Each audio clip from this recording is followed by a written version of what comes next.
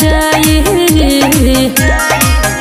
भले 2 कट्ठा बेचाई 47 की नाई चली ओकरे पगोली जवन डोली लेके जाई। भले 2 कट्ठा बेचाई 47 की नाई चली ओकरे पगोली जवन डोली लेके जाई।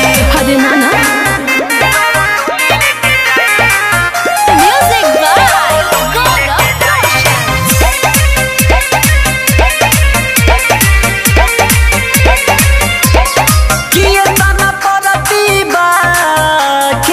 हमारा नाम से बदले लेम तोरा पूरा खानदान के।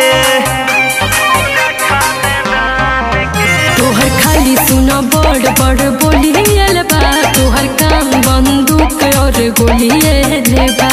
चुपचाप छोड़ दो हमर कोई पीछा, यही में बाटे भलाई। भले 2 कट्ठा बेचाई 47 की नाई चली ओकरे पगोली जवन डोली लेके जाई। भले 2 कट्ठा बेचाई 47 की नाई चली ओकरे पगोली जवन डोली लेके जाई। हरी का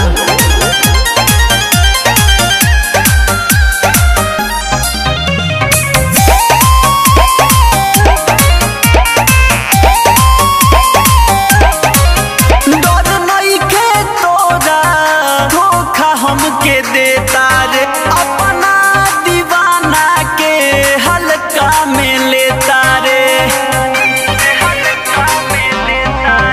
हम तोहरा के बढ़िया से जान लेनी हो, शादियों करे से करे मब ठान लेनी हो।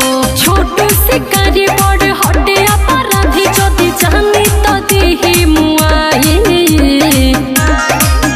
भले 2 कट्ठा बेचाई 47 की नाई चली ओकरे पगोली जवन डोली लेके जाई। भले 2 कट्ठा बेचाई 47 की नाई चली ओकरे पगोली